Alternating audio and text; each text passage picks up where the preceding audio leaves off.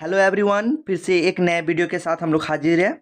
तो ये नया वीडियो 2024 PYQ के लिए है, 11th क्लास के लिए। ये फिजिक्स है, तो दोनों ही मिलके हम लोग फिजिक्स पढ़ा रहे हैं क्योंकि बहुत ही कम टाइम बचा हुआ है। तो चलिए शुरू करते हैं। बहुत ही कम टाइम बचा हुआ है, तो हम लोग कुछ और नहीं बोलेंगे, जल्दी जल्दी पढ़ाई शुरू करेंगे। तो चलिए शुरू करते हैं।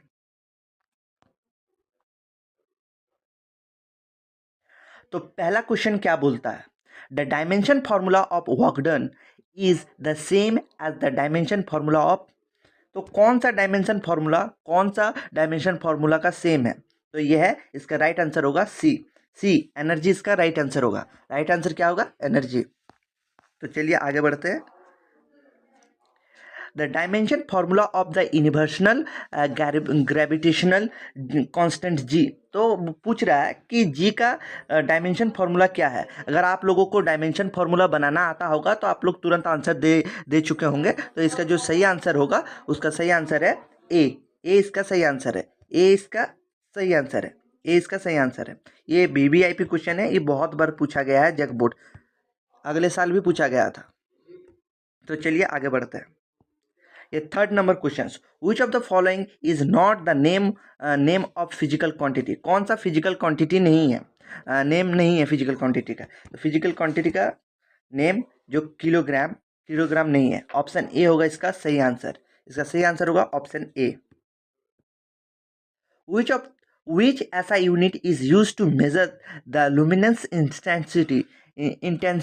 लुमिनेंस इंटेंसिटी किसको मेजर करता है? ऐसा यूनिट क्या है? तो इसका जो करेक्ट ऑप्शन होगा, जो चार का जो करेक्ट ऑप्शन होगा वो होगा ए। ए इसका करेक्ट ऑप्शन होगा। तो इसको रट लीजिए, इसको अच्छी तरीके से रट लीजिए, आ सकता है। If and the object with constant speed in circular path, what can say about the velocity? इसका जो करेक्ट ऑप्शन होगा वो होगा बी। इसका करेक्ट ऑप्शन होगा बी। 5 का करेक्ट ऑप्शन होगा बी। क्वेश्चन नंबर 6 की ओर बढ़ते हैं। विच of the following quantity is a vector quantity. Which of the following quantity is vector quantity. इसका जो सही आंसर होगा वो होगा सी, वेलोसिटी। वेलोसिटी ही वेक्टर क्वांटिटी होता है, बाकी नहीं है। तो ये भी रख लीजिएगा, ये भी आ सकता है। आप क्वेश्चन नंबर 7 की ओर बढ़ते हैं। Which which which equation of motions can be use to find and final velocity in intensity of velocity displacement and acceleration are known as. इसका क्या होगा सही आंसर? इसका सही आंसर होगा डी। इसका होगा सही आंसर डी। आगे बढ़ते हैं। इसका सही आंसर होगा D. Question number 8, if the two velocity are equal in magnitude, the opposite in direction, they are resultant is।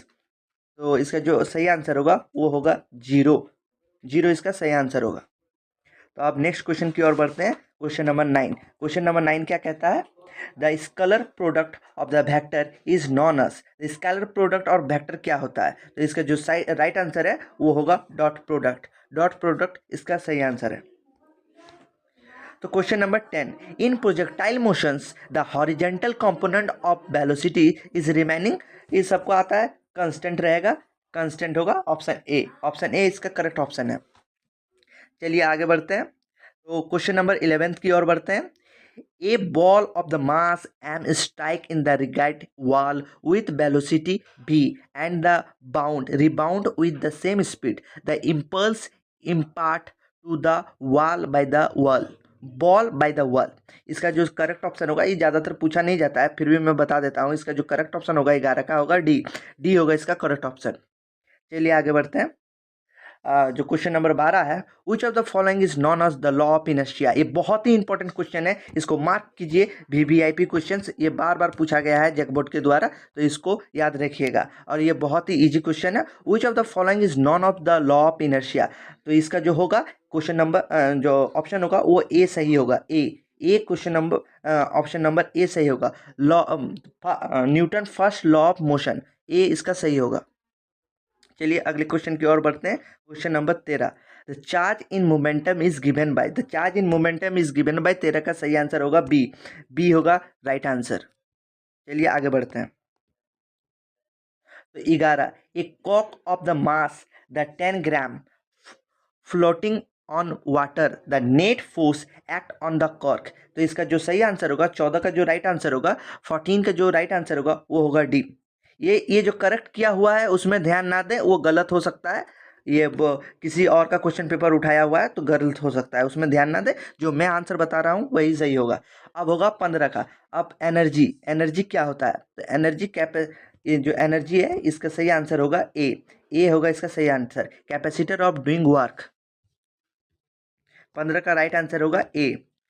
आप question number 16, area under the force of displacement curve represent. तो इसका जो 15 का जो राइट आंसर होगा, 16 का जो right answer होगा वो होगा डी होगा इसका राइट आंसर। चलिए आगे बढ़ते हैं। 17, in perfect elastic collision, perfectly elastic collision जो होता है उसका राइट आंसर क्या है? वो होगा ए होगा इसका राइट आंसर। ए होगा राइट आंसर। ये VVIP क्वेश्चन है, स्क्रीनशॉट ले सकते हैं आप। ये 110% क्वेश्चन पूछा जाएगा एग्जाम में। चलिए आगे बढ़ते हैं। 18 number, if and the athlete doing the इतना 500 जूल, जो देख लीजिएगा,